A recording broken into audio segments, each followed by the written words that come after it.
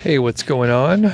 Welcome to the Doug.Show. My name's Doug Cunnington, and in this episode, I'm just going to give you kind of an update on the business, and, well, I'm going to talk about myself a lot. I'm going to read some emails too. It's going to be a little random, so we'll talk a little bit about YouTube Shorts in my now dabbling. By the time this episode comes out, there should be a handful of shorts out there on YouTube, which even just a month ago, I was like, I'm not going to do shorts. I'm not going to do short form content. What do I look like? But here I am now. I'm also going to talk ChatGPT a little bit.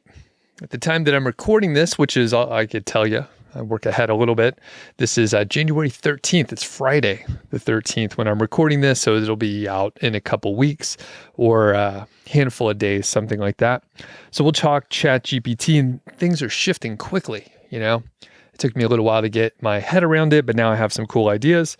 Random topic, which is lightly related to productivity, but there's an interesting, I hope, and stupid backstory related to it, and it is the keyboard that I use, which I'll explain. For the super nerdy people that even know there's other keyboards available to us, this one's called Dvorak or Dvorak, which I'm told that's the right way to pronounce it, but it's already like kind of a weird, pretentious thing to talk about, but I'll reveal it to you in this video and podcast. Now, one thing, I am recording video. I have been doing video podcast where even if it's a solo episode, I'm going to go ahead and record it. And I switched it up because thing is, I'm sitting in a different spot. So I'm sitting at the studio area for the Mile High 5 podcast. So I'm at a little table. I have what looks to be a super cluttered desk. But here's the thing. When you're rendering video, especially 4K video, it kind of bogs down your machine. So I have a Mac Mini. That's my main computer. I typically am over at the standing desk over there. And then the Mac Mini is kind of in a little workstation kind of to the side there. I have my monitors all set up. But if you're rendering video, your machine is so slow. Even if I have, pretty, decent Mac Mini over there, relatively new, lots of memory, all that, it is a slow experience. And you surely can't record video, which I'm doing now. Luckily for travel and such, I have this MacBook Pro, which sounds like I'm swimming in computers over here, but I get all my stuff secondhand, buy it on eBay. So I got this MacBook Air, which I think it's like an M1 version. So it's not the latest and greatest. I got it on eBay. I think it was like lightly used or not used at all. Basically, a company bought a bunch of laptops for the employees, and they have too many. So they sold one, and basically I got this MacBook Air that was outfitted quite well for like less than an iPad. So I think it cost like $700 or something like that. So while I have plenty of machines here, I'm pretty frugal about it. So I don't get cheap stuff, but I know if I spend a little time, and I got the laptop before I had to have one. So basically I got a pretty good deal on it. And a funny story. So it didn't come with an AC adapter charger. So that it was like much cheaper. And for some people, that's like a red flag. They won't buy a listing. If there's something missing, they want the full experience. But I was like, you know what? I could just get an adapter. Like that's a pretty easy thing to get. But off the bat, it was like $150 cheaper than the other similar items, the similar laptops. Ordered it. They said, hey, you know what? We found the charger that goes with it. So we'll go ahead and include it. So I ended up with like essentially an unused computer, and I got a very good deal on it. And I'm recording on it right here, which turns out to be a good setup. If you are watching on YouTube, you'll notice there's a stack of stuff in front of me. So I have like a little, this little Marshall like a portable guitar amp thing back when I had an electric guitar. So it just kind of looks cool. It's like a little mini amp, but there's a mess of wires and stuff because I'm usually not set up over here. So I tried to hide it a little bit. And one of the things that I have, which is cringeworthy perfect for YouTube, is stacks of cash. Yeah. So it's fake prop money. Some company contacted me a while back and they were like, hey, just put the money out in front and we'll send it to you. And I'm like, I don't really do that kind of channel, but it's kind of fun and it looks pretty real. I mean, when people come in here, they're like, do you have $15,000 of cash laying on your table? And once they look at it, they're like, oh, it's not real. It says motion pictures only, but it looks real and it feels kind of real. And it is sitting in front of me for the cringeworthiness, but it's also covering up wires and USB cables and other mess right here. So I kind of like the setup over here, though. I think the camera angle looks a little bit better. I actually prefer to stand up. And I'm sitting right now, but a lot of times when I do video or I record a podcast, I stand up. I just have a little more energy. It keeps me like a little more lively, but it's all good to go. We're going to be fine today. And just try not to sit down too much. Okay, so let's get into it. Number one, YouTube Shorts. As I mentioned, even just a month ago, I was like, I don't really like short form content. In fact, Corey, viewer, listener, subscriber, and frequent emailer, thanks Corey, he commented, and I'm going to read his email in a bit here, about short form content. And I've said it several times, like, hey, I try to stay away from short form content as a consumer because it sucks me in. My vice is food videos. So I love cooking shows. I love cooking and food and eating and all the pieces of the puzzle, right? And I will watch shorts where people are cooking. That's kind of entertaining. It doesn't really cultivate like a focus and attention span, but it's entertaining. So I check it out occasionally, and the apps are so good of showcasing that stuff. It's hard to get away from it. So even if you try to stay away, like they put it out there. That said, I checked out TikTok for a very short amount of time, realized it was a huge time suck, got the fuck out of there, deleted it off my phone, and I don't miss it. Of course, there are competitive substitutes that fill in. So that would be on Instagram, which is another, thing that sucks you in. Reels over there. I think it's Reels. Yeah, Reels over on Instagram. Those will suck you in, short form, short attention span. We just eat it up, right? And then you have YouTube Shorts. Now, I have no interest in doing much over on the Instagram side. I enjoy it as a consumer, but I try to stay out of there. In fact, I set the screen time limit on my iPhone to 5 minutes per day. Occasionally, I'll up it, but I'm going to take a look at screen time before too long, perhaps report back to you and let you know that I think my screen time went from maybe 3 hours per day to like 15 minutes or 5 minutes or 0. So there are a handful of days where I don't even go into those apps, and it's, or Instagram specifically. YouTube, that is when I spend time in. I actually enjoy some of the longer form videos, and YouTube's great. I really do like YouTube quite a bit, but they have to be competitive and they have their shorts area. And I stayed away for quite a while. And I thought, the thing is, even though I'm in a fortunate spot where I don't have to try to keep growing the channel or try to get new people like following along, it is somewhat enjoyable, right? So there is some piece, even if I'm like, I don't need to do this, I don't want to do this, like it's leading to a place that I don't want to go. There's something satisfying about like trying something that is challenging, something that you don't know if it's going to work, something that's beyond your skill level, perhaps, where you have to try a little harder. And I'm reading a bunch of happiness books right now. And that's one of the things, like it makes you happy to be a little bit challenged, not too much, right? Like if I tried to compete against the best YouTubers out there, then, I'm not going to be able to do anything. And sometimes the analogies are, play one-on-one with Michael Jordan versus like someone just a little bit better than you versus like, a small kid that has never played basketball before. Like if it's not challenging at all, it's no fun. If you are just getting beat because the other person's so much better, that's no fun. But just a little outside your comfort zone is satisfying.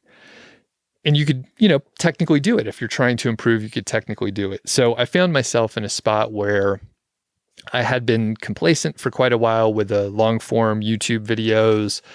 I was going to, do some shorter YouTube videos that are pulling together the skills that I've developed over the past few years, both with communicating, being on camera, technically like using a camera, editing, which I try to stay out of the editing space, even though it's somewhat fun and enjoyable.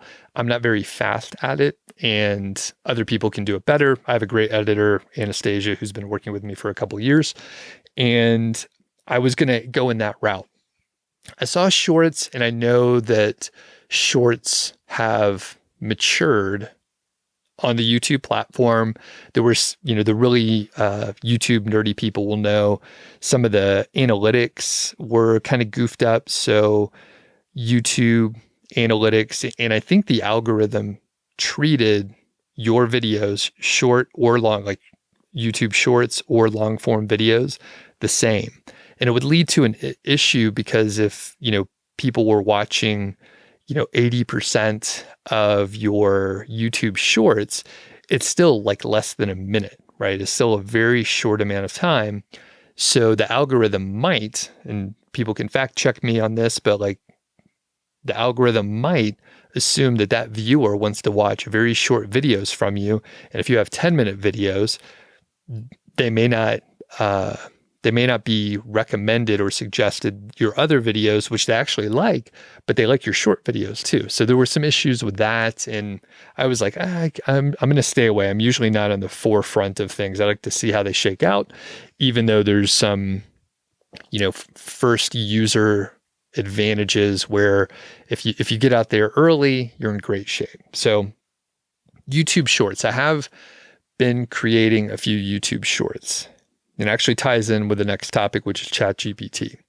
The interesting thing is I didn't know what to do with YouTube Shorts. So I'm in a space of, niche sites, side hustles, making money online. And particularly the making money online area is shady. There's scammers. There are people that they're not great to work with. Their content kind of sucks. And I try to stay away from that area. And the thing is, like in the space, in the area of content that I'm working, the videos that do the best are the make money online sort of scammer areas. And they, get tons of views. That's not to say you can't make it work if you are, more genuine and you're not catering to that audience specifically.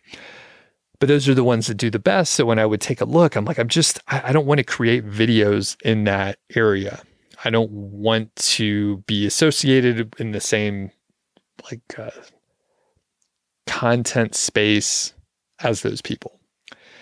And I had a hard time. I was like, and I don't know what to create. And the thing is, I have, tons of podcasts out there, tons of episodes, a lot of videos. I do live streams, but in the short space, I had nothing in there.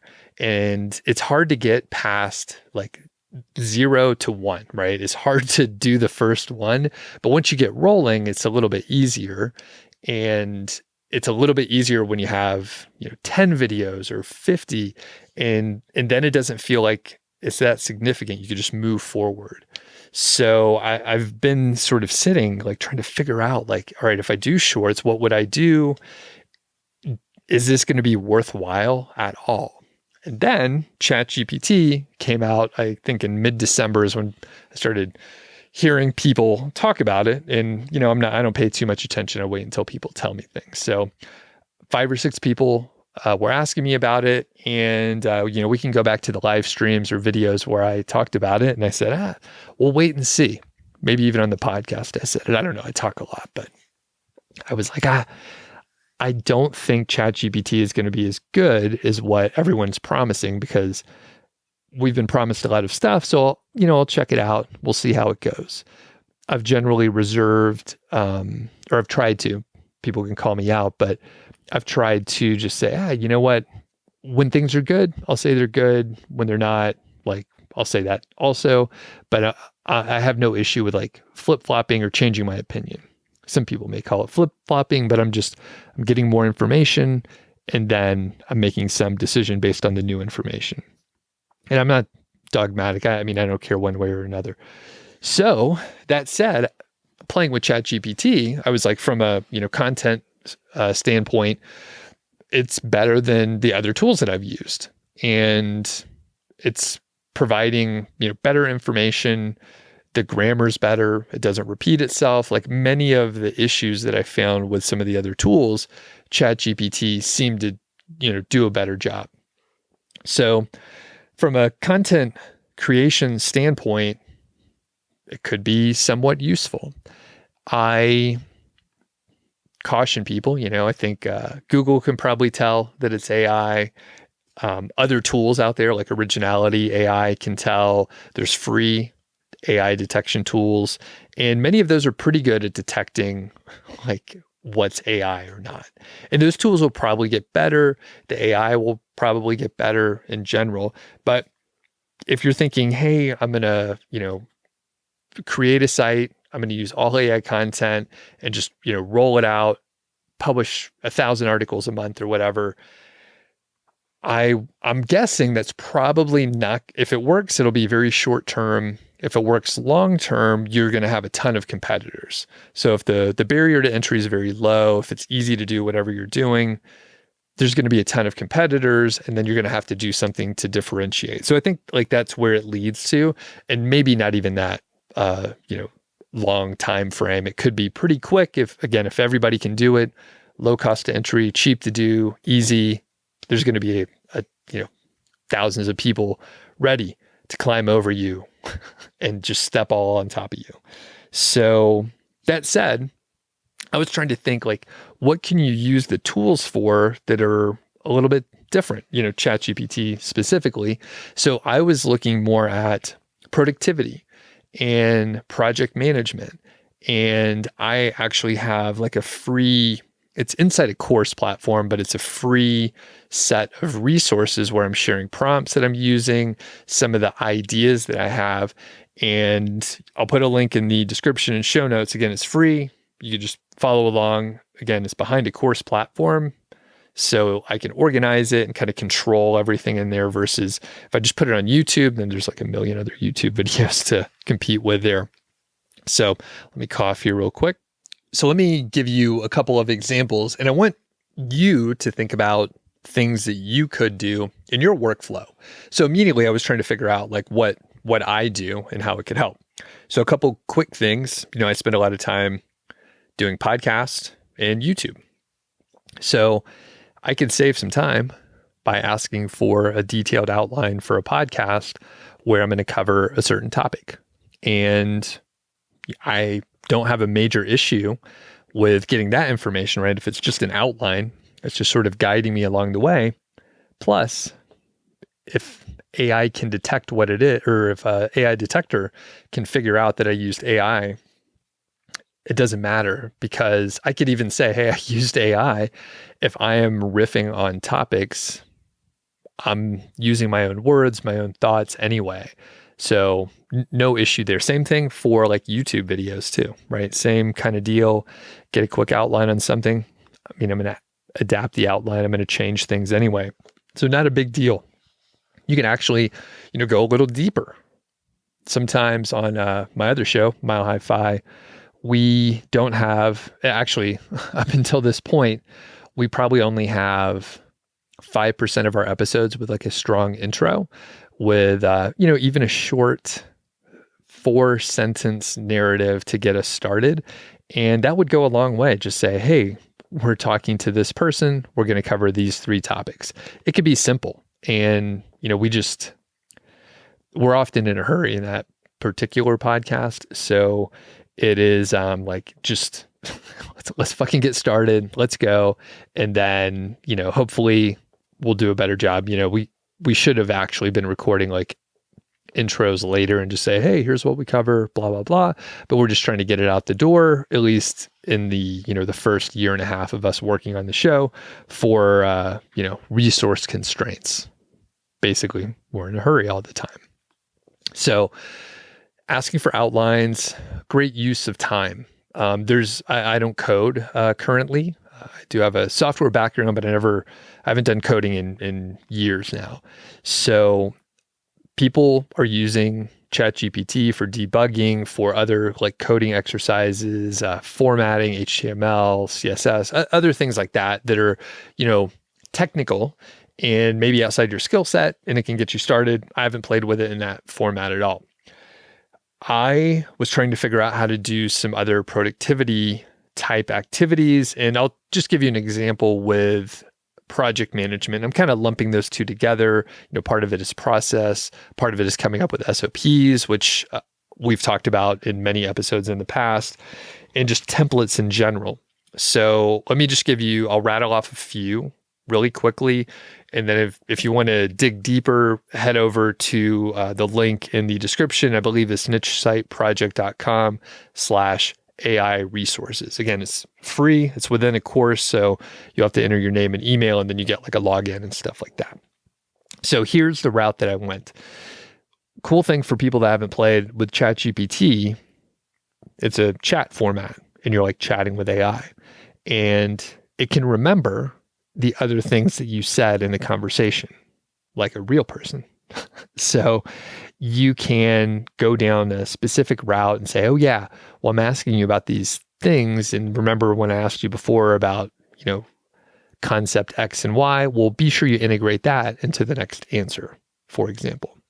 So I said, I have a team of writers. I have a content team of writers, and I want to create like a process flow for what happens with the workflow. I have 20 writers. I just gave arbitrary numbers, but it doesn't actually matter. I was like, I have 20 writers. I have 2 lead writers who are also editors. I have a project manager, one project manager, and I have one general manager / CEO. How could this process flow work? And I don't know much about process flows, so be detailed. And I got some response. And, it's what you might expect. Someone comes up with an idea, or the writers write it, the editors edit, the general manager oversees it, the project manager coordinates with the writers, with the general manager, and with the editors to make sure things happen, and someone publishes it, so on and so forth, right? So you have it's text-based, but it tells you what happens. Great. Pretty straightforward. Next chat, I said, are there any other roles that might help for this content team? And they listed, 3 or 4 other roles and what that role would do. And I said, okay, now integrate those other roles into the process flow. Cool. Well, I don't have all those people. ChatGPT, can you please create job listings for Upwork, which is a freelance marketplace and platform, create job listings so that I could hire people in those roles. And then it spit out job listings. So all of a sudden, originally people were like, can I get 1,000-word blog post for really cheap from AI? And, at best, you're going to end up with like a derivative piece of content, right? Not that great. But if you are thinking about your process and how you can actually save time and like what you can do, that's a whole different situation. So now I have job listings for roles that I didn't even know I needed on my team. And now I could take them over to Upwork. Now, like everything, it's not going to be perfect. You're going to have to customize it. You'll have to edit. But the big difference from before, the grammar is much better. There's not like random fucking statements about other stuff that is unrelated. It makes sense in the context of what you're asking. And because the chat can remember, if there is something a little bit off, you could say, oh yeah, let's make this all these job listings and roles and process flow, this is for a content team for a blog on a specific topic. And then you've just shifted everything to be very niche specific for you, for whatever you're trying to do. So this is just a quick example where if you have, like me, I'm a project manager, right? So I have some specific knowledge, and I know people struggle with some of the things. Now, I have done what I described ChatGPT doing several times. So I don't know that I would save a huge amount of time, but I'm a slow typer, which I'll come back to in a second here. But I'm a slow typer. I'm not that fast, and it's fine. Like, I've gotten by. I've tried to improve it a little bit, but I don't really care that much. I mean, I'm not typing that much these days. But the fact is, even though I could do it pretty efficiently and effectively, creating these job listings, the process flow, all that stuff, it was faster getting a head start with ChatGPT. So even though it's not perfect, it was probably 75 to 85% there. I would need to add a couple other things and it would be fine. One step further, I didn't do this in the example when I went through it, but I was like, maybe I want to get a catchy job listing to use on Upwork. So it's like a headline for the job listing. And I can use ChatGPT to come up with that to make it a little more enticing than all the other listings that are out there for the same role. So I think when you do step back and you think about your specific tasks, things that you don't know how to do, you can potentially get a pretty good head start by using ChatGPT. Now, interesting, within few weeks or days, I'm not sure how quickly that Jasper AI was able to roll it out, but they rolled out a beta version of their chat, which I think, right? So once I started digging in via Ariel Phoenix's bulk content publishing framework, she has a spreadsheet that uses API calls to OpenAI. And for the people that don't know, OpenAI is the company that created, GPT-3 and the whole GPT series, including ChatGPT. So I didn't get into OpenAI or create a login until I checked out Ariel's stuff. So basically, if you use OpenAI and you put in your billing information, you can use the playground area, which essentially gives you a text area to type in, and then there's a lot of different sort of presets. And essentially, it's what Jasper does, but at a fraction of the price. Now, over on OpenAI, it's not as sexy. It's not the process flow isn't quite as good, but it does the job. And when I started playing around and looking a little bit closer, I realized, oh, you could use like a chat. It's using, ChatGPT, or it's using GPT-3, right? If you look at the whole roadmap and understand the different versions out there, from what I understand, ChatGPT is the latest. It is in beta version, but there's active, release versions, and it's GPT-3, and there are various iterations and versions of that. One of the templates, one of the sort of scenarios that you can use is chat. So it's not going to work as well as ChatGPT, but it's pretty darn close. And I tried to test a couple things here and there. And before too long, actually, by the time this episode comes out, ChatGPT might be out of beta and it might not be free anymore, and you would have to pay. Again, it's like a fraction of the price. I don't think there's an affiliate program, so I don't get anything out of like telling you this, but it's way cheaper than paying a monthly fee to any of the companies, which, shooting myself in the foot, right? I should be telling you that you got to sign up for, I won't say a specific company, but like you got to sign up for this company or that AI company or whatever, because I get an affiliate and it's just better. But as far as I could tell, cut out the middleman, unless you're getting specific value from a specific company with their front end. I think it's a tough call, man. I think these, if more people, it'll be tough, right? So I'm processing this as we speak, but creators like myself will be greatly incentivized to try to push people to the products because they earn money from it. And actually, one of the other YouTube creators that I've seen out there, actually, I don't know her directly, but she talks about blogging and stuff like that. And one of her videos is basically like how to make $5,000 a month referring people to Jasper. And yeah, I mean, you can make a lot of money doing it.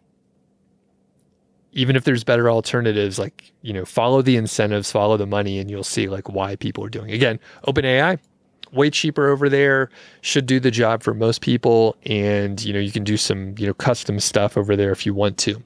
So all that to say, we should all be sharing information. So if you have any cool prompts that you're using for ChatGPT or GPT in general, let me know. Like I'm sharing a ton of free stuff over on the resources course area, the free resources that I mentioned before. I'm not sure, but I might do a, very small paid offshoot for specific prompts and specific formats and sort of templates of prompts that you can use along with some samples, right? So I think there could be some value added. And right now it is, it's kind of my active, like living document notes area. So as I'm doing stuff, I'm like, I did this, here was the output, like, here's some ideas, maybe you could play around with that. If I actually did more organization, cleaned it up, made certain areas where it's like, all right, we're covering this, here's the topic area, here are the main takeaways, and just made it very concise and clear. That I may have as a small behind a paywall because, well, I would have no other reason to clean it up and make it more usable unless I was charging for it, which is interesting. I actually got a comment the other day on the YouTube short where someone was like, I can't remember exactly what he said, but essentially he said I was mean to him. He asked me a question and I was mean and I didn't really answer his question. And I was like, hey, sorry. If you're a student of mine, shoot me an email. You know how to get in touch with me directly. And otherwise, I'm not sure like what the issue was. I try to answer some questions, but I don't do all that stuff. I'm not a great comment watcher and all that stuff. I try to do some, but I'm not watching very closely, to be honest with you. Not a high priority for me. And he was like, hey, you should treat, I'm paraphrasing, but he was like, you should treat everyone the same, like whether they're your student who paid you money or a random jackass on YouTube. And I wrote a response and then I deleted it because it was more harsh than it needed to be. But basically I was like, hey, that's a different business model. Like I don't treat everyone the same. I don't have time for it. Not a priority. He was like, you earn money from ads. I was like, I don't run ads on my channel, guy. But there are other people that answer all the questions. They're very nice. And I was like, Alex at WP Eagle, he's great. Go follow him. He answers a ton of questions and, he's polite and nice. And I recently, especially in live streams, I've made it a point to be, I don't want to be abrasive, but like if people are lazy and I don't want them to interact with me, I'll be a little bit meaner. And I think some people have seen that. And I'm not, in real life, I'm very nice and I would never, I'm pretty chill and I try to help people out. Especially in person, it's completely different. But on the internet, things are a little bit different and I have to do some compartmentalizing, and comments on YouTube are weird. People in chat are weird sometimes. So anyway, this person got their feelings hurt and I was direct in my reply. I wasn't as mean as I was, but I was just like, I'm the wrong guy for you. So follow someone else. That's great. And I mean, from my standpoint, he commented on a video, which is, that's a good thing. That's a good sign. I don't want to annoy people, but it's good if I annoy you that, you move on to the next person. There's plenty of people out there for you, just keep moving on. If you don't like me, that's okay. So I mentioned earlier that I'm a slow typer. Back in, I think it was 2014, I listened to the Tim Ferris podcast, and he had the creator of WordPress, the founder of WordPress, Automatic is the parent company, and his name's Matt Mullenweg. So he's, the founder, the creator of WordPress, which is an offshoot of some other, open source content management system. But I thought that it was a great interview. Matt seemed pretty cool. And he talked about this alternative keyboard that he used. And it's called Dvorak. Basically, I used the same keyboard on a laptop, like, the QWERTY format. But you can go to your settings, pretty much any computer, you can go to your settings and change it in the international keyboard settings. So, of course, there are other languages. There's other characters for other languages. So you could change it to an international keyboard. And I think pretty much all of them are available. And some of them are just alternative keyboard layouts. So the keys are in different spots. And generally, the most used keys are under the home position, right? Under your four fingers on each hand, right? So those most used keys are underneath there. The idea is because you don't have to move your fingers as much, it's really, reducing the wear and tear on your fingers over a lifetime, really. The hard part is I had about, I think like 20, we'll say 25 years of typing where I learned on the QWERTY keyboard. And the story, right? And I think this is accurate. The QWERTY keyboard was designed that way because back when typewriters, way back, typewriters were mechanical and the keys would, flop around. If people typed too fast, the little key arm deals would get tangled up. So they needed to have a keyboard that wasn't so efficient so that, people could type a little faster, so they wouldn't type too fast, right? So QWERTY is made so you don't type too fast so the keys don't get tangled up. Well, we don't have keys anymore. It's all electronic. We need to be able to type as fast as possible, probably.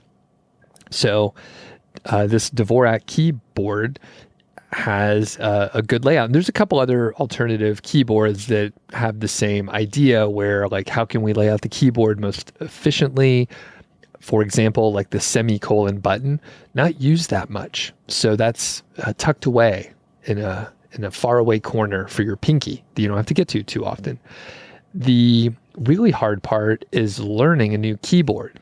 And oh gosh, let me tell you, it is fucking hard. It's really tough, especially, if you've, typed for decades and, you think of words and keys and typing in blocks. So you don't have to think about the individual letters. You're thinking words. So it's really hard to unlearn the QWERTY keyboard and then learn a new one.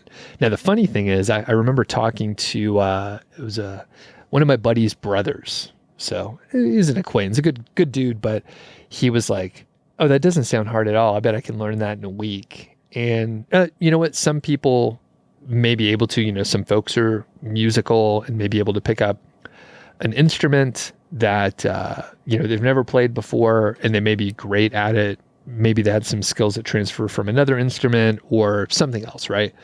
But generally, it is way harder than you think.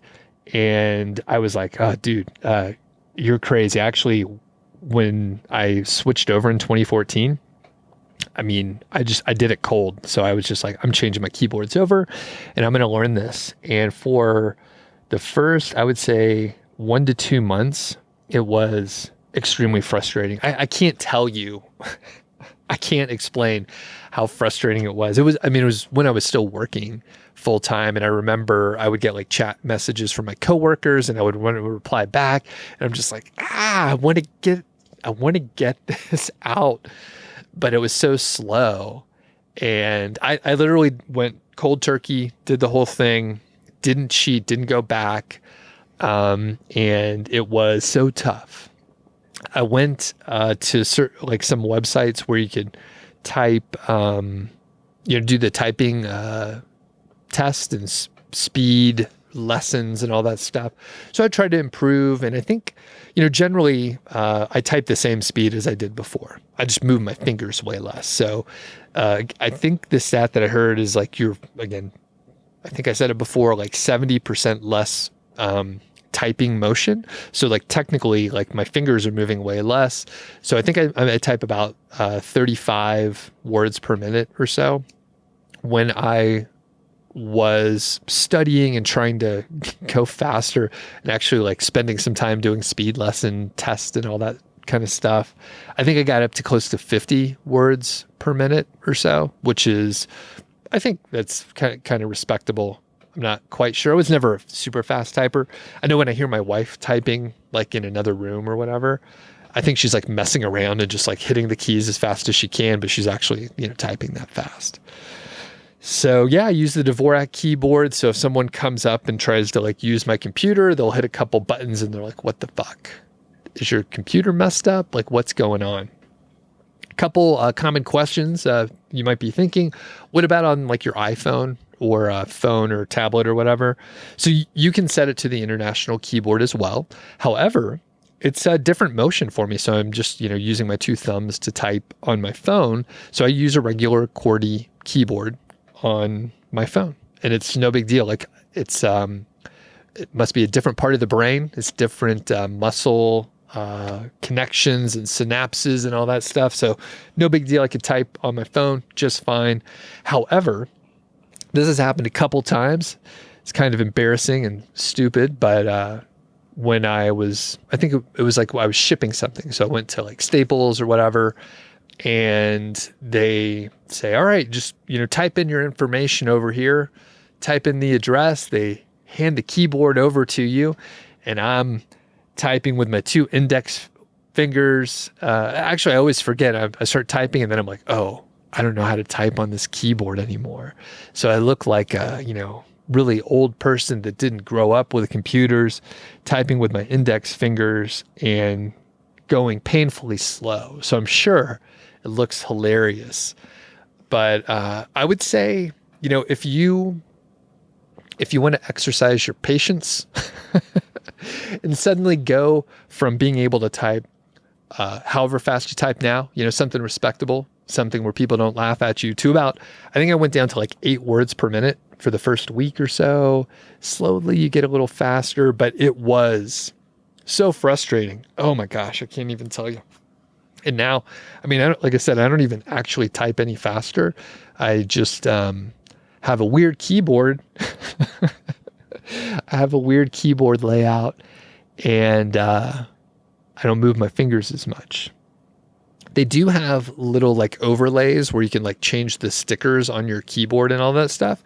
But I don't do that. I just, it costs money. And I was like, I can figure it out. The first, couple months, or actually the first month or so, I printed out the layout and just set it next to my keyboard. And then like, so like once you start typing, like you remember it pretty quick, even though I couldn't type very fast, like I knew where the buttons are. So Dvorak, really weird thing. And like I said, I heard about it on the Tim Ferris podcast way back. It was, I was like, oh, this will be cool. And once I jumped in, I was like, oh, I don't know if this was a good idea. But eventually, it worked out okay. I did get my wife to try it in Switch for a little while, but I think she abandoned it after, handful of weeks. She didn't switch over 100%. I think she just like dabbled with it a little bit and then was like, oh man, I don't have time for this. But like I said, I went cold turkey, so it was good to go. All right. I think that's it for today. I totally forgot. Corey did send an email, and I do want to mention this. So Corey, thanks for sending this over. It's a callback to another episode plus a little bit about shorts. So he says the podcast with the mobile local site was good. Oh, mobile local site. And that was with Brooks Conkle, by the way. So from a few weeks back. And Corey says that there was a big takeaway that wasn't explicitly mentioned. And basically, Brooks built a multi-channel content brand. Corey says he's had the idea of creating a local site for many years. And if it's in any decent sized metro area, you could probably hire local content creators to get original content. And Corey says, I've got enough content on the plan for now, though. So I think he's spot on. The thing is, like I think any city with probably over 50,000 people, you should not have a problem finding local creators. A lot of folks are going to end up being like hobbyists, and you could find them on, Instagram. People put a shitload of time into Instagram and like other platforms where, it's certainly worthwhile. I'm not making fun or I'm not disparaging them, right? So creating the content is fine. It's interesting. They'll put so much effort into, writing a good post, a lot of text, and like those get traction, people like those, but it's so hard to get, or at least for me, because I don't love that format. It's so hard to get traction, and it's a bit of a treadmill as far as I could tell. But those are the kind of people, right? If you identify a local area and you're like, hey, you're putting out great content. Like, do you want to work on something where more people can see it? Like, we can cross promote. Like, that would be a great way to work together.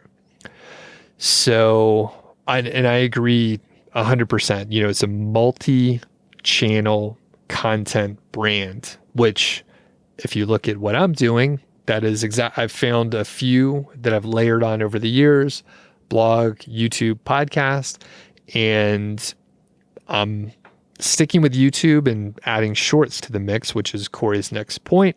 And he says, you recently mentioned that you don't like short video content for all these platforms. I don't really either, but the reality is that these get organic reach far better than anything else and also crush it in paid ads. So Corey is skilled in the paid ads area. I'm not so much. I dabbled with it a little bit, but it wasn't for me for what I was trying to do. And that's the thing, Corey, right? Like I know that the short form content was getting, huge reach. And when I looked at my videos and I looked at the audience, something like 80% or so of the views on my YouTube channel, they're coming from existing subscribers, which is great, right? However, that means like you're not growing. Like your channel is not growing. And it was very clear to me in the last several months. Number one, I saw my suggested videos change, right? As a YouTube consumer, I can see it's different. It's a bunch of shit that I don't want to watch, actually. So I think it's a fail point because it was way off the mark. It's still off the market, showing me a bunch of Minecraft stuff. And I thought it was because I was with one of my friends and his son was into Minecraft, and I thought it was like a locality-based thing. But generally, my YouTube suggestions have been off the mark quite a bit. Probably 30% of the videos are some things I would never watch. And they are, I think YouTube's trying to get me to watch other types of content, right? They're just testing it out. A lot of the videos are, they get hundreds of thousands or millions of views. So they're trying to push me to really popular channels, but they must think I'm like much younger than I am, because it's, again, a lot of there's a bunch of Pokemon shit too. Like, I don't give a fuck about Pokemon cards or whatever. I don't even know what they are, but I don't care about them, and I don't want to watch videos about those. So I know that the short form videos, the shorts, are getting the huge reach. So I created a couple of them. I tried to, get into the mindset of like what a viewer might want to watch. And I had to be, this is the big part. So I had to be inspired a little bit to actually create those videos. So I didn't want to pander directly to like the make money online kind of videos. But when I started checking out ChatGPT, I was like, oh, I know a video that would be perfect for 45 seconds to 1 minute. So now that I am inspired to create it, I have like 20 ideas. And that's the thing that I needed. I needed something that would work, something that I gave a shit about and that was interested in. Otherwise, I would just be like going through the motions and not really care about it at all, which would be just boring from a video standpoint. So the other big thing, I created a few of these shorts. I can see it's like 95% non-subscribed people that probably have never seen my channel before, which is great.